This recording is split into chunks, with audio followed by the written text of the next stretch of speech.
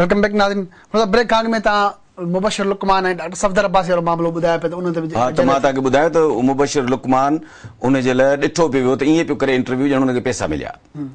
पैसा वठी उहो इंटरव्यू कई हुई ऐं जंहिं वीचारी सफदर अब्बासी जा पघर कढी छॾी। ज़ाहिर आहे उहो वरी सरकारी सतह ते ऑन एयर बि करायो ॿियनि चैनलनि ते। सरकारी सतह ते ॿियनि सिंधी चैनल्स ते बि इहो ऑन थियो, हलंदो रहियो त जीअं हलायो हलायो। मतिलबु असां इहो था चऊं त इहे जेके माण्हू आहिनि इन मां त इहो ज़ाहिर थिए थो त इहे जेके इनकर्सन से परचेजेबल कमोडिटी आहिनि न, माना इहे ॾोकड़नि ते प्रोग्राम कंदा ॾोकड़ वठी ऐं जेके वॾनि वॾनि उसूलनि जूं ॻाल्हियूं कनि, वॾनि वॾनि अख़लाक़ी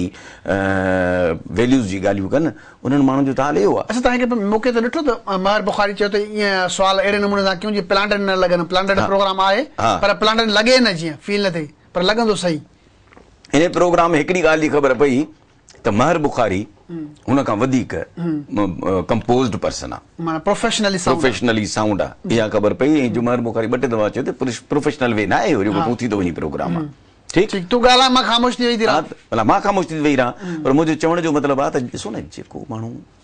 फॉर एग्जाम्पल ॾोकड़ थो वठे तो वधीक ॻाल्हाए पंहिंजी ॿुधाईंदो न, मूं तुंहिंजी ही ॻाल्हियूं कयूं सही। ऐं ॾिसो न, असां वटि जेकॾहिं इहे सपोज़ इन्हनि ॻाल्हियुनि खे सही था सम्झूं, इन क़िस्म जूं ब्लैक शीप्स आहिनि त पोइ कारो मुंहुं आहे न रूप साहब। साईं, मतिलबु इन ॻाल्हि खे कंटिन्यू कंदासीं। मज़हर अब्बास साहब सीनियर जर्नलिस्ट आहिनि, Pakistan federal union of journalist अॻवान आहिनि। अस्सलाम वालेकुम मज़हर साहब।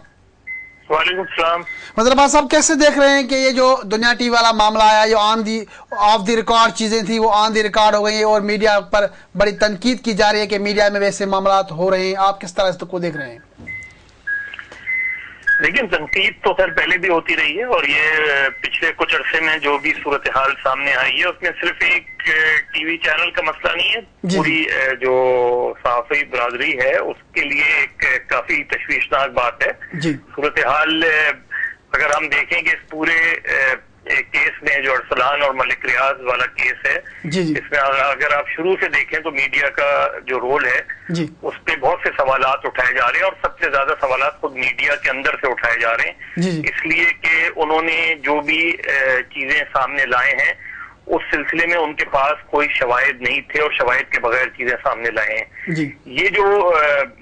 दुनिया टेलीविजन का वाकया है ये भी उसी सिलसिले की एक कड़ी है और इसमें ये सवालात हो गए, उठने शुरू हो गए हैं कि मीडिया के जो अपने ज़ाब्ता अखलाक हैं, और ऐसा नहीं है कि ज़ाब्ता अखलाक मौजूद नहीं है, लेकिन उनको कोई फॉलो नहीं करता और ना ही मीडिया के ओनर्स और ना ही जो लोग काम कर रहे होते हैं वो भी उन बुनियादी उसूलों की पासदारी नहीं करते जो एक सहाफ़ती अक़दार में जरूरी होती हैं। इसलिए मेरा ख्याल है हम मजबूरी तौर पर इस सूरत हाल के जिम्मेदार हैं और एक बड़ी साजिश का हम शिकार हुए हैं और इसमें इसकी जिम्मेदारी हमें कबूल करनी चाहिए कि हमारे जो भी कुछ साथी हैं, जो भी मीडिया ओनर्स हैं, वो इस साजिश का हिस्सा बने और मेरा ख्याल है हमारे लिए ये पूरी सूरत हाल खासी शर्मिंदगी का बायस है। आप क्या समझते हैं, ये प्लांटेड इंटरव्यू था कि नहीं? आपका नजर में क्या है? देखिए, वो तो जिस वक्त ये वीडियो नहीं आई थी, प्लांटेड तो नहीं, लेकिन उस वक्त इंटरव्यू देख के मुझे ये अंदाजा हुआ था कि ये इंटरव्यू ऐसे ही नहीं हुआ है और इसके यकीनन कुछ मकासद हैं, लेकिन उसके बाद जब ये वीडियो सामने आई है तो बहुत से इसमें इस तरह की चीजें सामने आई हैं जिससे बिल्कुल ये नजर आता है कि ये सारी चीजें प्लान थी। लेकिन इसमें ये जरूरी है कि जो दो फरीक हैं जिन पे जो हमारे साथी रहे हैं और हैं, उनका व्यू आना भी बहुत जरूरी है और उनको ये बताना चाहिए और खुलकर इस चीज का इतराफ करना चाहिए कि ये अगर प्लांटेड था तो किसने प्लांट करवाया था और वो क्यों इसका हिस्सा बने, उन्होंने क्यों नहीं इनकार किया ऐसे इंटरव्यू लेने से कि जिसमें उनको ये पता था कि इसमें उनके ऊपर एक दबाव है और एक दबाव के तहत उनसे कहा गया है कि इंटरव्यू लिया जाए। और अगर जिस तरह लगता है, जिस तरह मुबशिर साहब जो है वो वजीर आजम के बेटे से बात कर रहे हैं, जिस तरीके से सारा कंडक्ट है, इसमें सबसे पहले उन लोगों से जरूर ये पूछना चाहिए कि उन्होंने ऐसा क्यों किया, ये जान। बहुत बहुत शुक्रिया मज़हर अब्बास साहब, बहुत बहुत शुक्रिया। मज़हर अब्बास साहब जी, मतलब उन्हनि जो व्यू पुछणु घुरिजे मुबशर लुकमान जो महर बुखारी जो तव्हां छो कयो जेके तव्हांखे इंतज़ामिया जो प्रेशर हुयो त पोइ बि तव्हांखे पंहिंजो पॉइंट ऑफ व्यू रखणु घुरिजे हा त अहिड़े हिसाब सां न उन चवण जो मतिलबु आहे त उन्हनि जो पॉइंट ऑफ व्यू बि ॿुधणु घुरिजे हुन जो चवण जो मतिलबु जे उन खां पोइ वरी प्रोग्राम कयो नयर पंहिंजी महर बुखारी उन पंहिंजो ॿुधायो उन ॿुधायो त हिन प्रोग्राम में का अहिड़ी ॻाल्हि कान्हे का उन वीडियो ॾेखारे ऐं उन खां पोइ चए पियो त हिन में बि कहिड़ी ॿी ॻाल्हि आहे हिन में बि कहिड़ी ख़राबु ॻाल्हि आहे हिन में बि कहिड़ी हू त पंहिंजो पाण खे डिफेंड करण जी उन्हनि कोशिशि ज़रूरु कई आहे पर मज़हर अब्बास साहिबु जेका ॻाल्हि करे थो एक्चुअली अनफॉर्चुनेटली लाइन कटिजी वई न त हिकिड़ो ॾाढो अहम सुवाल हो त हिन मुल्क जी मीडिया ते हिन मीडिया ते माण्हुनि खे हो त भई हिन इंडिपेंडेंट मीडिया जे मौजूदगीअ में ॾुखियो आहे त को बि माण्हू हिन मुल्क जे इंट्रस्ट सां खेॾे या मुल्क जे पॉलिटिक्स में हरकत करे पर मौजूदा मीडिया ते एक्सपोज थी वई आहे इहे जेको हिन क़िस्म जा केसिस आहिनि त माना हिते रुगो पैसा ऐं बतागुरी पहले जीअं गुंडा दाड़ियल वठनि पिया इनकरेज पिया अचनि हाणे एंकर पिया अचनि त माना इहो हिकिड़ो सोसाइटी उन्हनि खे रोल ॾिनो त बाबा ही असांजा हीरोज़ आहिनि पर हाणे हीरोज़ त ज़ीरोज़ थी पर ज़ीरो पिया लॻनि त पोइ इहो हाणे जो सॼो इमेज मीडिया जो साथ बि त अलाह ख़ैर करे ॾिसो अदा हर शाख पे उल्लू बैठा है मज़हर अब्बास साहब को बीर असन लाइन ते मौजूद मज़हर साहब लाइन ड्रॉप हो गई माजरत के साथ लाइन ड्रॉप हो गई मज़हर अब्बास साहब एक सवाल आता है इधर कि जिस मीडिया पे काफी लोग फख्र करते थे कि ये जो पाकिस्तान में इंडिपेंडेंट मीडिया है इसके होते हुए कोई गड़बड़ नहीं हो सकती पाकिस्तान के इंटरेस्ट को मफादात को नुकसान नहीं हो सकता एक तो ये नंबर 2 ये है कि इन हालात में देखें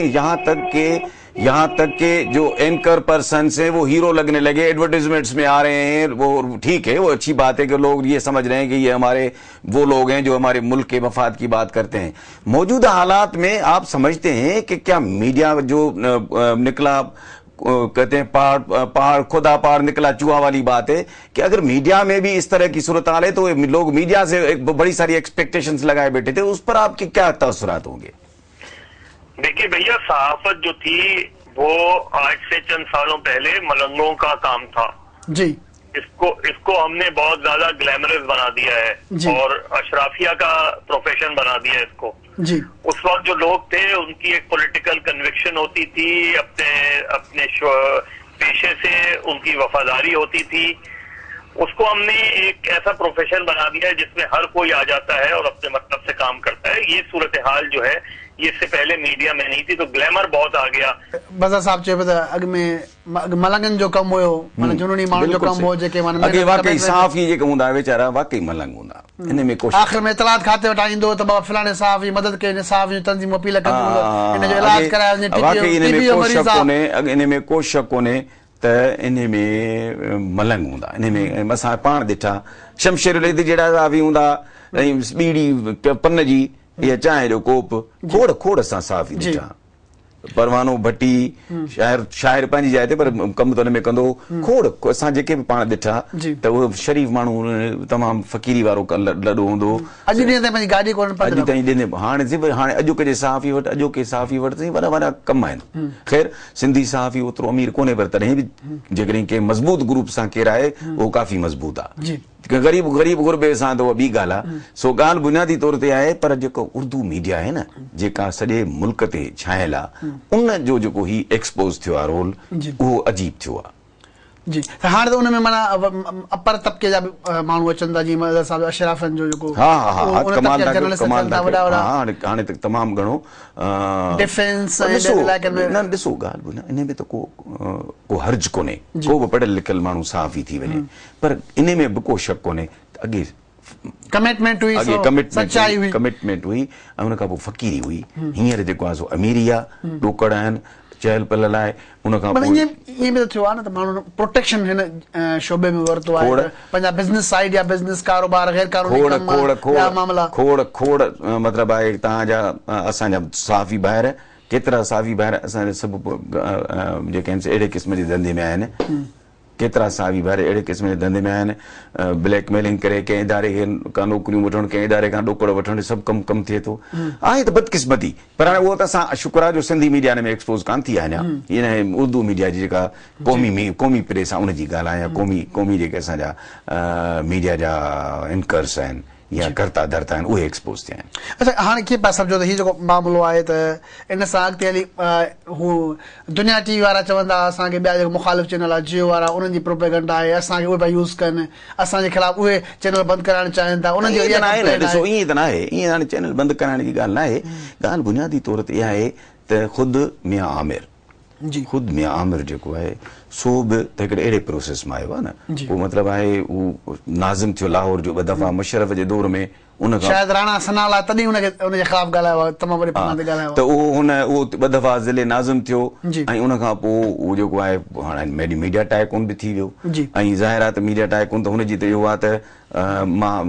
जियो खां ॿिए नंबर ते थियां सो ज़ाहिर आहे कॉम्पिटिशन में कॉम्पिटिटर इहो त कंदो हिक ॿिए जी कमज़ोरियुनि जो फ़ाइदो वठंदो जेकॾहिं दुनिया टीवी ते अहिड़े क़िस्म जी ॻाल्हि न थिए हा जेका थी आहे जेका यूट्यूब ते अची वई आहे हिनखे केरु त मैनिपुलेट त नथो करे सघे न त जेकॾहिं थी न थिए हा त एतिरो केरु हुनखे न करे हा सही माण्हू त पोइ कोन था छॾनि न बुल छॾे बुल जो पुटु छॾे बुल जंहिंखे मिलंदो ख़ासि तौर ते कॉम्पिटिटर खे त उहो त धकींदो। सुप्रीम कोर्ट जे फुल कोर्ट वारे इजलास में इन जेका मलक रियाज़ वारी जेका वीडियो आहे इंटरव्यू आहे वॾी स्क्रीन ते ॾेखारियो वियो ऐं चीफ जस्टिस साहिबु चयो आहे त रजिस्ट्रार साहिबु बि चयो आहे त प्रोग्राम तौहीन अदालत जे ज़िम्मे में अचे थो। हाणे ॿ बेंच क़ाइमु कई अथऊं जस्टिस खिलजी ऐं जस्टिस ख्वाजा जी सरबराही में जेका इन मामले जी जांच कंदी ख़ुदि पेमरा जेको चेयरमैन आहे उनखे बि घुरायो त भई तव्हां छा पिया कयो इन हवाले सां त पेमरा चेयरमैन चयो त असां त कार्रवाई कंदा रहंदा आहियूं अॻु में हिकु चैनल जो लाइसेंस मनसूख़ कयो अथऊं 6 जा चैनल जा लाइसेंस मुअतल कया अथऊं। हा पर उहे वीचारा कनि था पेमरा वारा पर पेमरा वारनि जी बि लिमिटेशन्स आहिनि न ॾिसो न पेमरा आहे अथॉरिटी जेका रेगुलेटिंग अथॉरिटी जेका गवर्नमेंट जे हेठां आहे गवर्नमेंट जे हेठां आहे इंडिपेंडेंट आहे कान तंहिंजे करे भली वीचारा ई पंहिंजी खल बचाइण जे लाइ खणी हिकिड़ो ऑर्डर करे छॾनि पर उनखे पोइ हुकूमत इम्प्लीमेंट करणो आहे न हुकूमत इम्प्लीमेंट न कंदी त पेमरा छा कंदी सो पेमरा त सिर्फ़ु ऑर्डर करे सघंदी या सस्पेंड करे सघंदी उन खां पोइ पेमरा जो जॾहिं चेयरमैन बि हुकूमती रखे उहो चेयरमैन वरी किथां हुकूमत जे मर्ज़ी जे ख़िलाफ़ को क़दम खणी सघंदो त इहे सभु मामलात आहिनि न। ठीकु ब्रेक जो टाइम थियो आहे ब्रेक जो टाइम थियो आहे ब्रेक खां पोइ कोशिशि कंदासीं वधीक साफ़ या गुणनि सां हिन मीडिया वारे अहम मसइले ते ॻाल्हि ॿोल कयूं।